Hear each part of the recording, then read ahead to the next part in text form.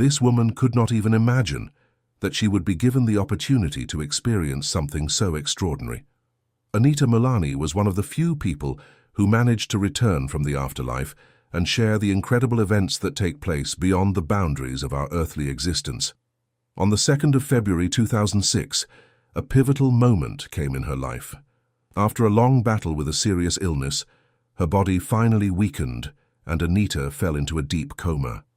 Her condition was so severe that the doctors admitted their helplessness. One of them told her husband, "The heart is still beating, but in reality she is no longer there. We did everything we could. All that remains for you is to say goodbye." For her loved ones, these words sounded like thunder. The room was filled with silence in which fear, pain, and despair mingled. However, no one could have guessed that at that very moment, something completely extraordinary was happening with Anita. Later, she recalled, "My body lay motionless, but I was aware of everything that was happening around.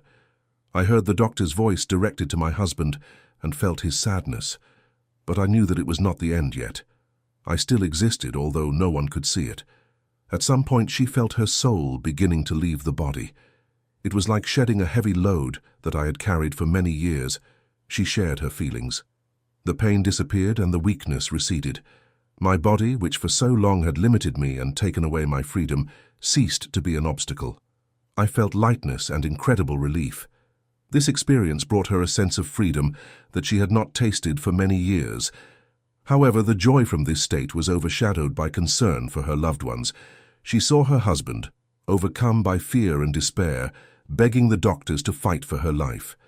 His face reflected so much pain that Anita tried with all her might to calm him down. She tried to say, "I am here, I am with you, everything is fine." But her words did not reach him. She understood that she had become invisible to those she loved. Her voice remained unanswered, and her presence was felt by no one. At that moment, I understood that my existence had changed. She recalled Anita.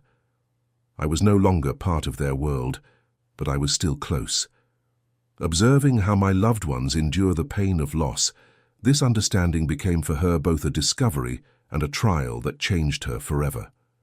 An older doctor suddenly entered the room, and her attention focused on him. On his uniform, she noticed an inscription that allowed her to determine his name, Dr. Chen. The situation required immediate action, and the doctor decided to transfer Anita to the intensive care unit. The loved ones had to stay behind the doors, waiting for news about her condition. Left alone, Anita experienced a completely different sensation that detached her from the external world. She felt her consciousness going beyond the boundaries of ordinary perception. The boundaries separating her personality from the surrounding space seemed to disappear, and she felt like part of everything that surrounded her. This sense of unity was so powerful that she knew nothing like it. Her consciousness seemed to expand the boundaries of known reality, allowing her to perceive events simultaneously in several places. She saw the worried faces of her loved ones standing behind the room doors, and at the same time, her attention shifted to her brother, who was in a plane flying from Bombay to Hong Kong. For her, time ceased to be linear, turning into a uniform and uninterrupted field of events. Later, Anita described it this way: everything around simultaneously, as if I were in the center of a panoramic image. My perception reached far beyond the boundary of known space, encompassing thousands of kilometers. In this dimension, time flowed differently. Simultaneously, I was experiencing a moment from my past, experiencing the present, and feeling everything that was connected with these events. At that moment, I finally understood that my illness was not an accident. It was the result of my life path, the decisions I made, and the emotions I suppressed for years.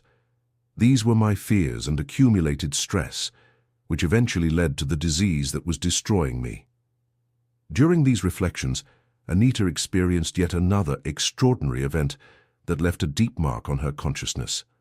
Before her appeared her father, who had died several years earlier. Their relationships in life were complicated, but his unexpected presence filled her soul with a sense of peace.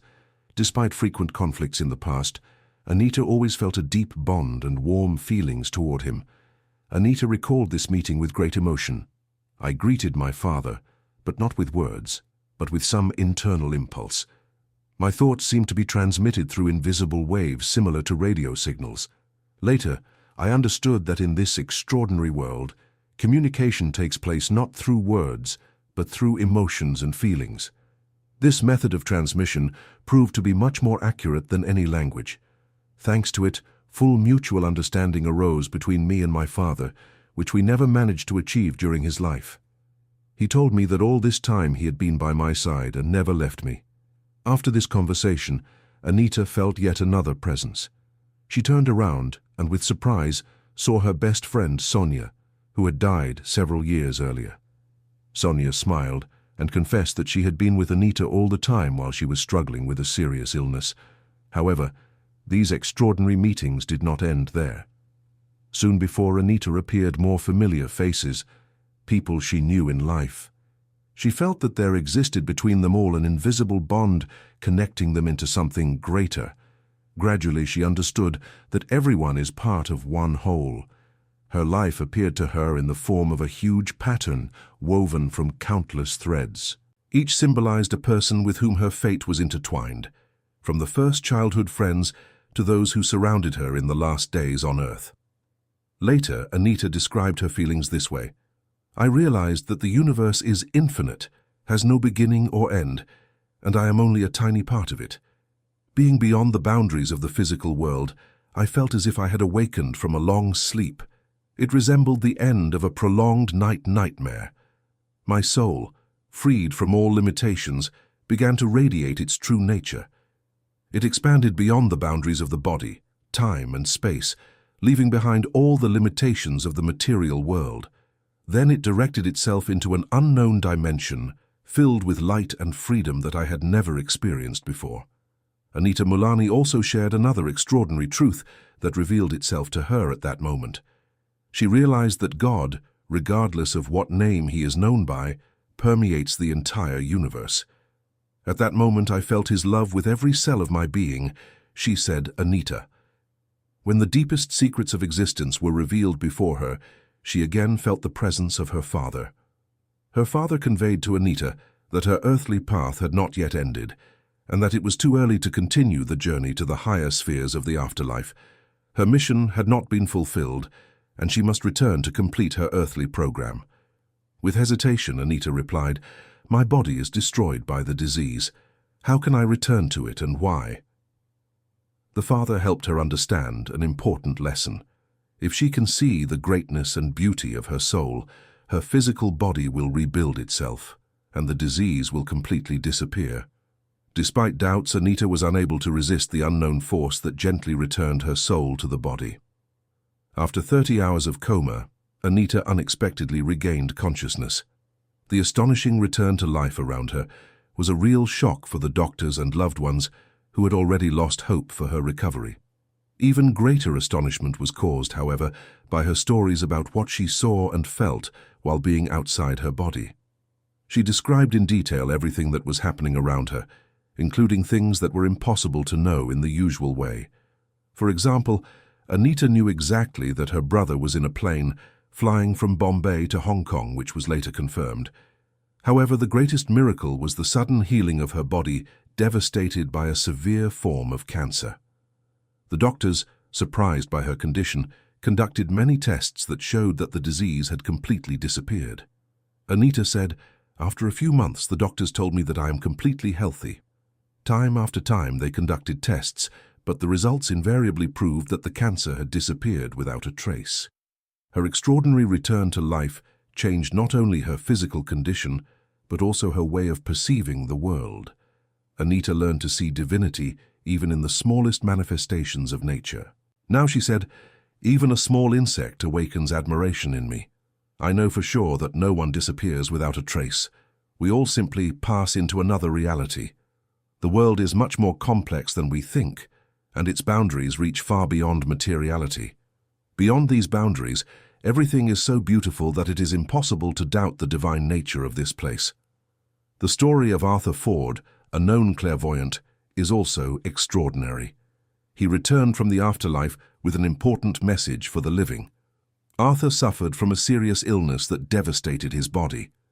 The doctors informed him that the chances of recovery were minimal and suggested that he prepare for the worst, organize his affairs, and come to terms with the inevitable end of earthly life.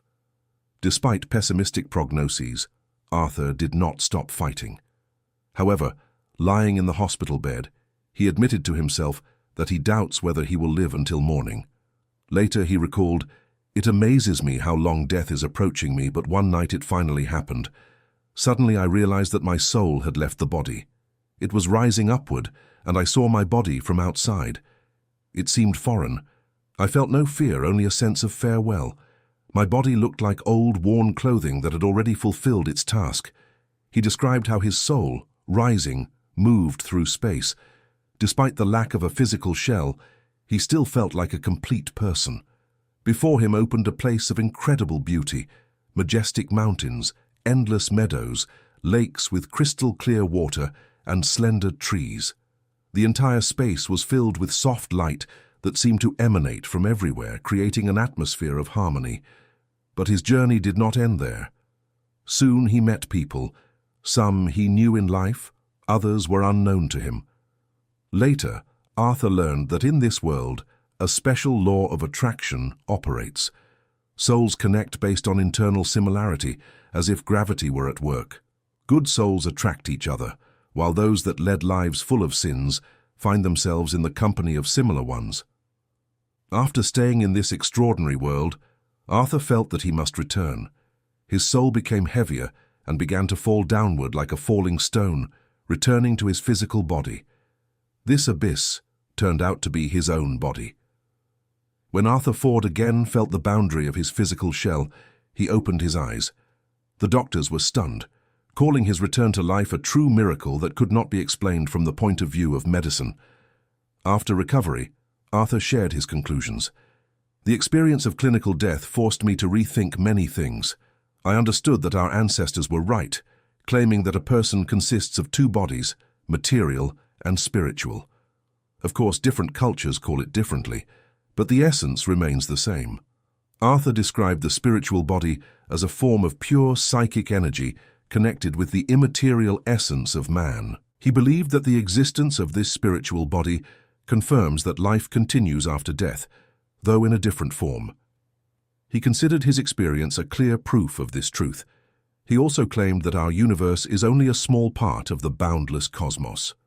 When we look at the stars and think we see the whole creation, we are deeply mistaken. Only part of us remains connected to this world, while our true essence goes further, where the spaces of the afterlife begin. Arthur emphasized that more important than the question of whether life exists after death is pondering what it will be like. Everything starts here on earth. It is here that we learn goodness and humanity. If a person lives according to these values, the transition to another world becomes a clear and joyful experience. If, however, he neglects goodness, the other world can become a place of suffering and darkness. His conclusion was particularly moving. "I believe that those who have returned from the afterlife are given the chance to convey to the living the most important truth. Love and goodness are not only virtues, but the foundation of all existence. They connect our earthly life with the one that awaits us after its end."